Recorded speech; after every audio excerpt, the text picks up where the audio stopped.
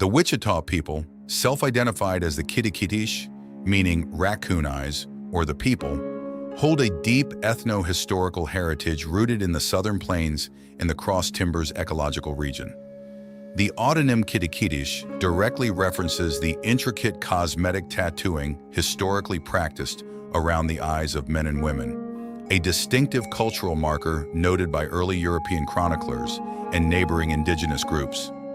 Linguistically, the Wichita belong to the Caddoan language family, a group historically encompassing the Caddo, Pawnee, Arikara, and affiliated Southern Plains bands including the Waco, Tawakoni, and Kachai.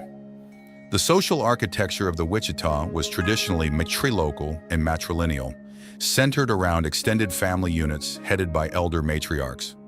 Residential patterns reflected this social organization, with married couples residing among the wife's kin within substantial, permanent villages. These settlements were characterized by unique architectural structures known as grass houses, ka'atich. The construction of a traditional Wichita grass house was an intricate architectural process governed by formal spiritual protocols. The physical frame was assembled by erecting crotched cedar posts in a circular design, ranging from 15 to 33 feet in diameter. Heavy timbers were placed within the crotches to form a stable upper ring, against which long vertical cedar poles were rested, sunk into the earth, and tightly bound at the top to create a conical, beehive-like silhouette. Hundreds of horizontal sapling rows were lashed to this frame, serving as a lathe to anchor thick, overlapping bundles of blue-stem grass.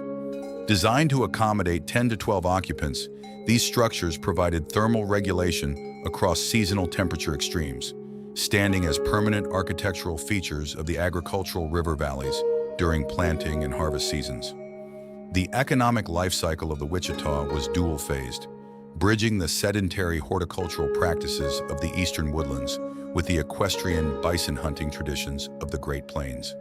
During the spring and summer, women cultivated extensive fields of corn, beans, squash, pumpkins, and tobacco along alluvial river bottoms, using hoes crafted from bison scapulae and leg bones.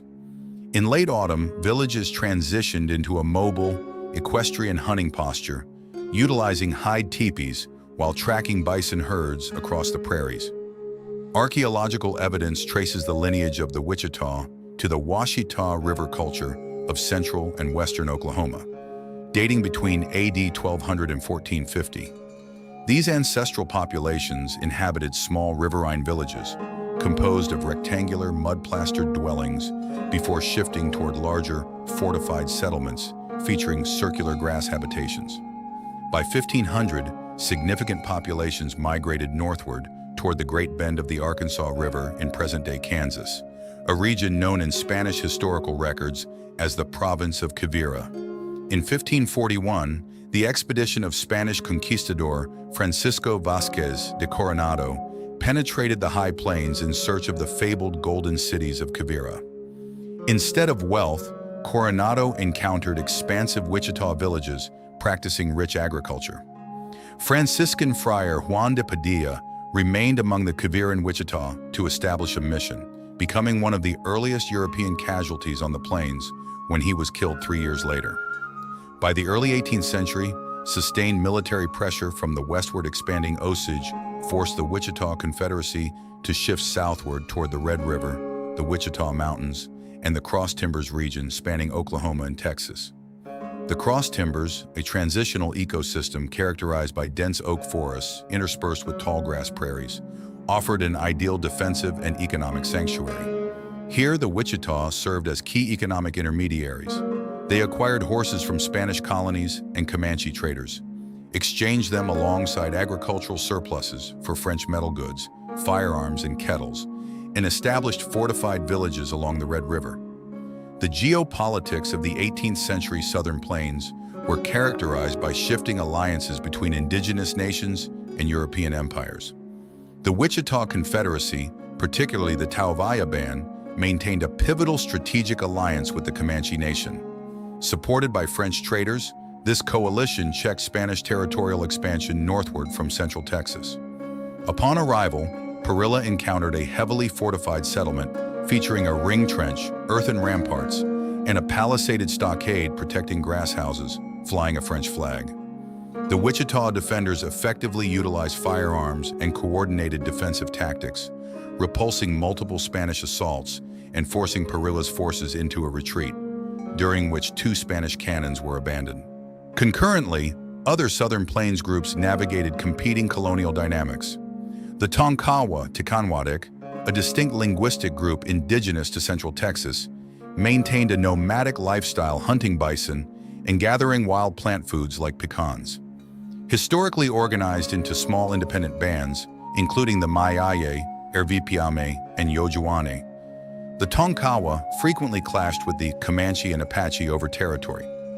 In the mid-18th century, many Tonkawa bands consolidated near Natin Samox, Red Mountain or Sugarloaf Mountain, at the Rancheria Grande encampment along the Brazos and Little Rivers. Under mounting Anglo-American encroachment in the 19th century, leadership under Chief Placido, Ha-Shu-Kana, adopted an explicit alliance with Texan settlers and Texas Rangers. Tonkawa scouts served alongside Texan forces in major conflicts, such as the Battle of Plum Creek in 1840 and the Battle of Little Robe Creek in 1858. Despite their distinct diplomatic postures, both the Wichita and the Tonkawa were forcibly relocated by the United States government in 1859 from Texas reserves to the Wichita River Agency near Fort Cobb in Indian Territory. The outbreak of the American Civil War created a severe power vacuum in the region. In October 1862, anti-Confederate tribal forces attacked the Fort Cobb Agency and an adjacent Tonkawa village, resulting in the death of over 130 Tonkawa individuals, including Chief Placido. The Wichita, also displaced by the surrounding violence, fled northward to Kansas, establishing temporary encampments along the Arkansas River before returning to the Washita River in 1867. In 1872, the United States government formally established a reduced reservation for the Wichita and affiliated tribes in Caddo County, Oklahoma. During the late 19th century, federal assimilation policies targeted the structural integrity of Wichita culture. Federal agents suppressed native religious movements, including the ghost dance, and enforced mandatory attendance at industrial boarding schools, where children were penalized for speaking the Wichita language. The most severe institutional blow to Wichita land tenure came with the implementation of the Dawes Severalty Act and the Jerome Agreement of 1900 to 1902. Over the vocal objections of Wichita leaders like Tawakoni Jim, the federal government systematically broke up the communal reservation lands. Individual tribal members received 160-acre allotments, while the remaining thousands of unallotted acres were declared surplus and open to non-native homesteading. This policy reduced the tribal estate to a checkerboard pattern, driving the total enrolled Wichita population down to a historic low of 310 to 340 individuals by 1902. Despite demographic and territorial contractions, the Wichita and affiliated tribes, encompassing the Wichita, Waco, Keechee, and Tawakoni, restructured their governance under the Oklahoma Indian Welfare Act and subsequent federal self-governance compacts. Headquartered in Anadarko, Oklahoma, the tribe exercises sovereign jurisdiction within Caddo County, operating its own housing authority, judicial systems, and tribal vehicle licensing administration. Economic diversification initiatives have built an enterprise network that includes the Sugar Creek Casino, travel centers, and historical facilities, generating millions in annual economic impact to support healthcare, education, and elder services. Concurrently, cultural revitalization initiatives focus on documenting the remaining speakers of the Wichita language, preserving oral histories, and maintaining traditional ceremonial practices. In parallel with broader regional efforts toward historic preservation, indigenous nations across Oklahoma continue to re-establish connections with their ancestral homelands. A notable example occurred in December 2023 when the Tonkawa tribe completed the purchase of a 60-acre tract containing Natin Samox, Red Mountain/Sugarloaf Mountain, near Goss, Texas.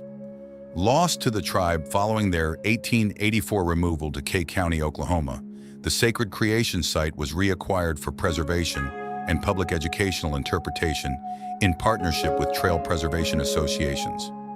These actions underscore a shared regional narrative of cultural resilience, historical recovery, and institutional sovereignty among Southern Plains tribal nations.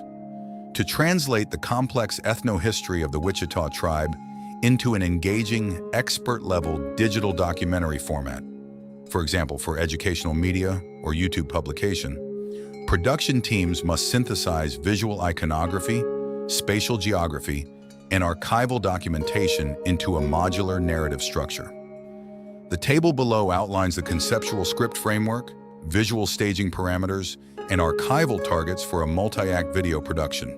To provide additional analytical clarity for media producers, research institutions, and educators, the following table synthesizes the comparative ethno-historical markers of key Southern Plains tribes discussed in historical literature, highlighting linguistic, architectural, and strategic adaptations. The ethno-historical trajectory of the Wichita and affiliated tribes demonstrates a continuous adaptation to dynamic ecological, military, and institutional shifts on the Southern Plains. From their origins in the Wichita River culture and the Quiviran agricultural centers encountered by 16th century Spanish explorers, through their strategic role as fortified trade middlemen along the Red River, the Wichita maintained a resilient cultural identity centered around their Kitakitish heritage and unique material traditions. Despite the severe territorial disruptions brought about by mid-19th century forced removals and the allotment era, the modern Wichita Nation in Anadarko, Oklahoma, continues to assert its sovereign authority through economic development, institutional governance, and rigorous cultural preservation. Synthesizing these historical arcs into structured educational media provides an opportunity to present a comprehensive, nuanced portrayal of indigenous sovereignty and endurance in the North American heartland.